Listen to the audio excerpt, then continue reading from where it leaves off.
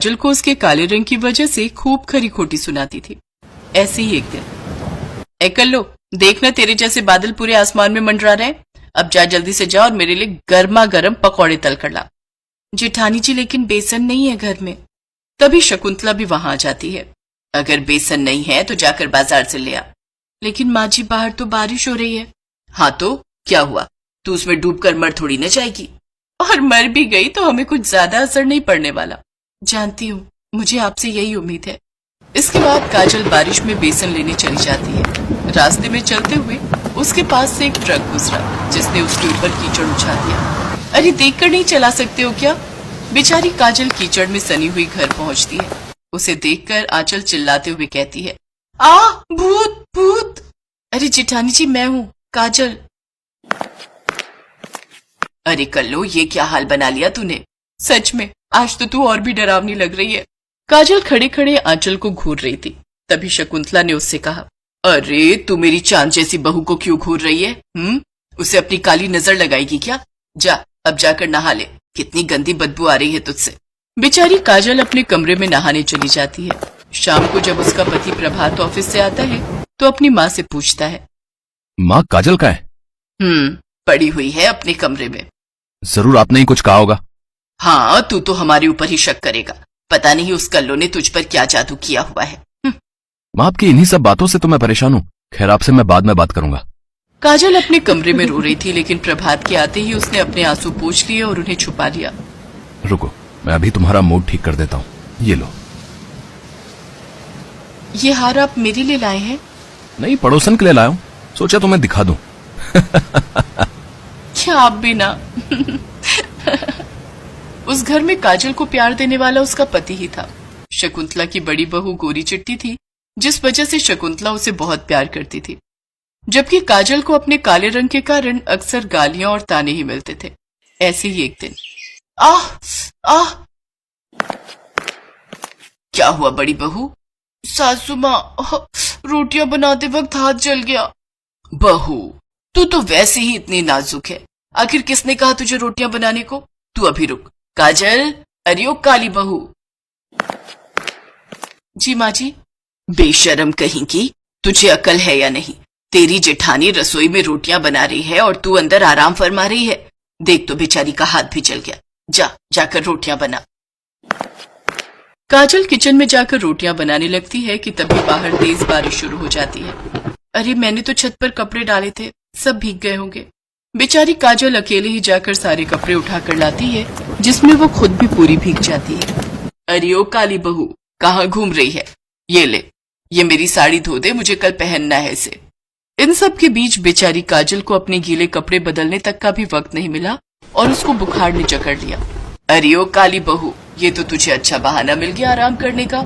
नहीं माँ जी, मुझे सचमुच बुखार है। अच्छा ठीक है, चल तू दवाई खाकर आराम कर। आज का काम आंचल बहू देख लेगी। क्या मतलब आपका आंचल बहू देख लेगी? मैंने अकेले काम करने का ठेका थोड़ी ना लिया है। ये क्या मतलब? बहू, तू भी इस घर की बहू है और काजल की ही तरह तेरे ऊपर भी इस घर की सारी जिम्मेदारियां हैं। सासू माँ, मुझे ये सब बहू और जिम्मेदारियों के पाठ मत पढ़ाइए। अगर मैं बहू हूँ तो आप भी तो इस घर की मुखिया हो, तो सारी जिम्मेदारियां आपके ऊपर भी हैं। और वैसे भी मेरे पापा करोड़पति हैं, तो मुझे ये सब घर के काम काज करने की कोई जरूरत नहीं है और ना ही मेरे पास पैसों की कमी है। शादी के बाद अपनी पहली बारिश के मौसम को मैं इस तरह वेस्ट नहीं जाने दे सकती। बाहर कितना रोमांटिक मौसम है और आप चाहती हैं कि मैं चूल्हा चौका करूं? ना बाबा ना।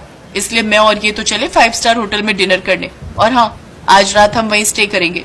आप अपना खुद देख लीजिए। इतना कहकर आंचल वहां से चली जाती है।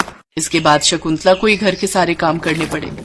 तब उसे अपनी छोटी बहू काजल की अहमियत समझ में आई। शकुंतला काजल के पास गई और उससे माफी मांगने लगी। काजल बहू, मुझे माफ कर दे। आज तक मैंने तेरे रंग को लेकर तुझे कितना भला बुरा कहा, तेरे रंग के कारण तेरी खूबियों को भी नजरअंदाज किया, लेकिन आज मुझे तेरी अहमियत समझ में आ गई और अपनी गलती का भी एहसास हो गया। मुझे माफ कर दे। इससे पहले काजल कुछ कहती तभी प्रभात बोल पड़ता है। मैं जानता था माँ, एक न एक दिन आपको इस बात का एहसास होकर ही रहेगा। बुराई अच्छाई को ज्यादा समय तक नहीं हरा सकती। आज तो आपको सब समझ ही आ गया होगा। दोनों बहुओं का असली चेहरा आपके सामने है। अपने बेटे की बात सुनकर शकुंतला की आंखें खुल चुकी थी। अब से वो काजल को ज्यादा प्यार और सम्मान देने लगी। जिसे देख आंचल को बहुत बुरा लगता और वो कुछ दिनों बाद अपने पति के साथ अलग घर में शिफ्ट हो गई। तो वहीं प्रभात और काजल खुशी खुशी शकुंतला के साथ प्यार से रहने लगे।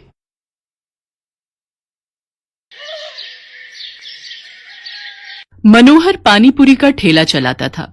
उसकी एक 4 साल की बेटी थी और पत्नी शोभा दोबारा गर्भवती थी। मनोहर का परिवार बढ़ रहा था। इसी चिंता में वो ज्यादा मेहनत करता था। सुबह जल्दी उठकर पानीपुरी बनाने की सारी तैयारी करके मनोहर जल्दी ही काम पर निकल जाता था और शाम तक ठेले पर पानीपुरी बेचता था। मनोहर की पानीपुरी लोगों को बहुत पसंद थी, इसलिए ग्राहक भी आ ही जाते थे। मनोहर, पानीपुरी खिला भाई। आटे की या सूजी की भैया जी? दोनों तरह की खिला दे। है भाई, तेरी पानीपुरी खाने में इतनी स्वादिष्ट होती है कि मजा आ जाता है भाई। हाँ मनोहर भैया, 40 रुपए की पानीपुरी पैक कर देना, पानी थोड़ा ज्यादा कर देना। अभी कर देता हूँ। आने जाने वाले लोगों की नजर मनोहर के ठेले पर पड़ी जाती थी और पानीपुरी तो एक ऐसी चीज है जिसे देखकर मुंह में पानी आ ही जाता है। इसलिए लोग उसके ठेले पर रुककर पानीपुरी खाते और आगे बढ़ते। पर कुछ दिनों से मनोहर के ठेले पर भीड़ आनी कम हो गई थी, क्योंकि मानसून आ गया था और रोजाना ही तेज बारिश आ जाती थी। इसलिए लोग सड़क पर कम रुकते थे। बिक्री पर असर होने से मनोहर की रोजी रोटी पर भी असर पड़ा था। ये लो, रोटी खा लो। शुभा, क्या बात है? चिंता में दिखाई दे रही हो। पूजा कहाँ है? दिखाई नहीं दे रही। वो पड़ोस वाली माला के घर खेलने गई है। वो शरद बाबू आए थे, मकान का किराया मांग रहे थे। बोल रहे थे 15 दिन ऊपर हो गए हैं, उन्हें अगले हफ्ते तक किराया चाहिए, नहीं तो हमें ये घर खाली करना पड़ेगा। उन्हें हमसे ज्यादा किराया देने वाले किराएदार मिल रहे हैं। अरे तू चिंता मत कर। इस हालत में तू चिंता करेगी तो बच्चे पर भी असर पड़ेगा। मैं शरद जी को कल बोल दूंगा, वो मुझे कुछ दिन की मोहलत और दे देंगे। मनोहर शोभा को तसल्ली दे देता है, पर वो खुद ही बहुत परेशान था, क्योंकि उसी शाम जब वो काम से लौट रहा था तो लोगों में बारिश और तूफान को लेकर चर्चा बनी हुई थी। अरे मनोहर, तुमने सुना क्या? मौसम विभाग का कहना है कि अगले 4 दिनों तक भीषण तूफान और बारिश के संकेत हैं भैया। सड़कों पर पानी भरा रहेगा, इसलिए हम सब ने तो सोचा है कि कुछ दिन घर से ही ना निकले। तुम ठीक कह रहा भैया। क्या था और रोजाना ही तेज बारिश आ जाती थी, इसलिए लोग सड़क पर कम रुकते थे। बिक्री पर असर होने से मनोहर की रोजी रोटी पर भी असर पड़ा था। ये लो, रोटी खा लो। शुभा, क्या बात है? चिंता में दिखाई दे रही हो। पूजा कहाँ है? दिखाई नहीं दे रही। वो पड़ोस वाली माला के घर खेलने गई है। वो शरद बाबू आए थे, मकान का किराया मांग रहे थे। बोल रहे थे 15 दिन ऊपर हो गए हैं, उन्हें अगले हफ्ते तक किराया चाहिए, नहीं तो हमें ये घर खाली करना पड़ेगा। उन्हें हमसे ज्यादा किराया देने वाले किराएदार मिल रहे हैं। अरे तू चिंता मत कर। इस हालत में तू चिंता करेगी तो बच्चे पर भी असर पड़ेगा। मैं शरद जी को कल बोल दूंगा, वो मुझे कुछ दिन की मोहलत और दे देंगे। मनोहर शोभा को तसल्ली दे देता है, पर वो खुद ही बहुत परेशान था, क्योंकि उसी शाम जब वो काम से लौट रहा था तो लोगों में बारिश और तूफान को लेकर चर्चा बनी हुई थी। अरे मनोहर, तुमने सुना क्या? मौसम विभाग का कहना है कि अगले 4 दिनों तक भीषण तूफान और बारिश के संकेत हैं भैया। सड़कों पर पानी भरा रहेगा, इसलिए हम सब ने तो सोचा है कि कुछ दिन घर से ही ना निकले। तुम ठीक कह रहा भैया। 2-4 दिन अब घर पर ही आएंगे। वैसे भी मेरी अच्छी खासी बिक्री हो जाती है, पर डर भी तो है बारिश में अगर बाढ़ आ गई तो, सड़कों पर पानी भर गया तो, है घर नहीं लौट पाए तो। मैं तो सोचकर ही घबरा रहा हूँ भैया। चलो भाई चलो, समय से घर चलते हैं भैया। मनोहर उस शाम को हुई इस बात के बारे में सोच सोच कर करवट बदल रहा था। उसे समझ नहीं आ रहा था कि वो अगले दिन जाए या नहीं, पर उसे मकान का किराया भी चुकाना था, इसलिए वो मकान मालिक शरद से बात करने जाता है। शरद जी, मैं अगले महीने तक आपको किराया दे दूंगा। अभी बारिशों का सीजन है तो काम बिल्कुल भी नहीं है। देख मनोहर, मैंने घर किराए पर देने से पहले ही ये शर्त रखी थी कि मुझे किराया समय पर चाहिए, पर तू हर बार ही किराया लेट कर देता है। अब मैं और देर नहीं कर सकता। तू अगले 2 दिन तक मेरा किराया दे दे, वरना घर खाली कर दे। मेरे पास इतना टाइम नहीं है कि तेरे से बात करूं, मुझे काम से जाना है। मनोहर चिंता में घुला घर लौट आता है।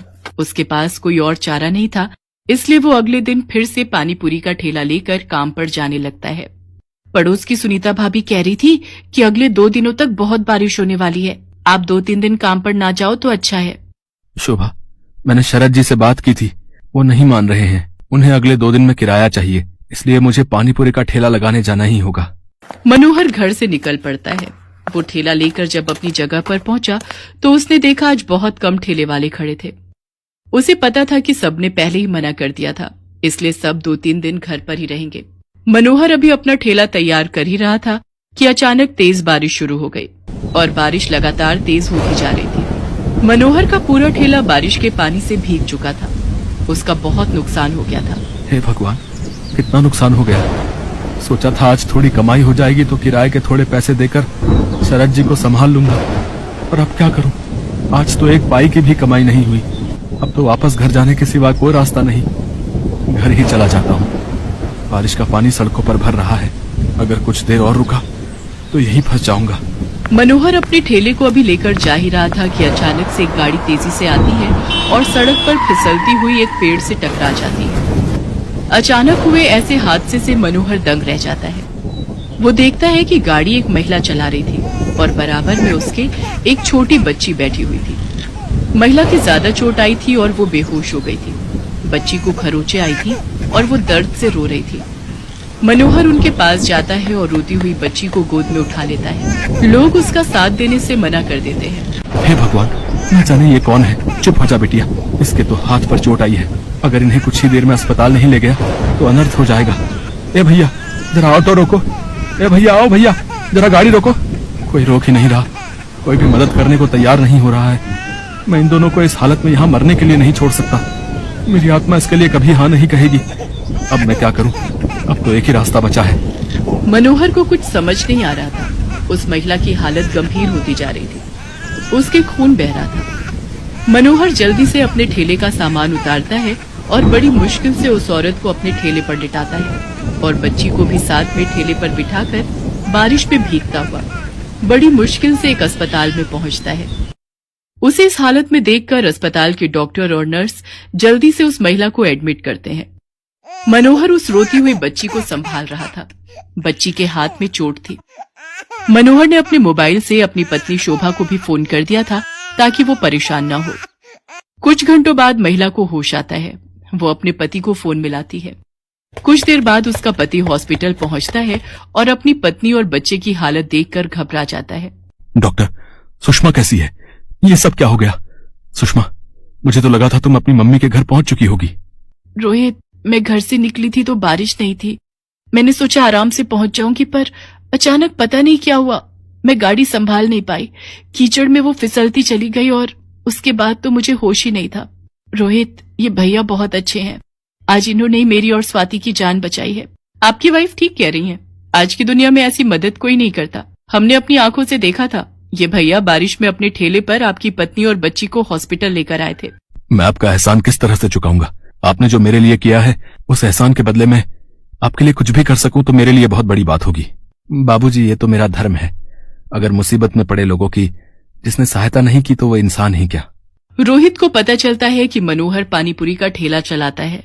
वो देखता है कि मनोहर बहुत गरीब और मजबूर है, जो अकेले ही बड़ी मुश्किल से अपना परिवार चला रहा है। मनोहर भैया, अब आपको चिंता करने की कोई जरूरत नहीं है। आपका मकान का किराया भी भर जाएगा और आपके परिवार की परेशानियां भी दूर हो जाएंगी। आपकी अपनी पानीपुरी और चाट की दुकान होगी, जिसको खुलवाना मेरी जिम्मेदारी है। रोहित की बातें सुनकर मनोहर के चेहरे पर खुशी झलक आती है। कुछ ही दिनों में रोहित मनोहर को पानीपुरी और चाट की एक बड़ी और अच्छी दुकान खुलवा देता है। मनोहर को उसकी अच्छाई का फल मिल जाता है और उसकी सारी परेशानियां दूर हो जाती हैं।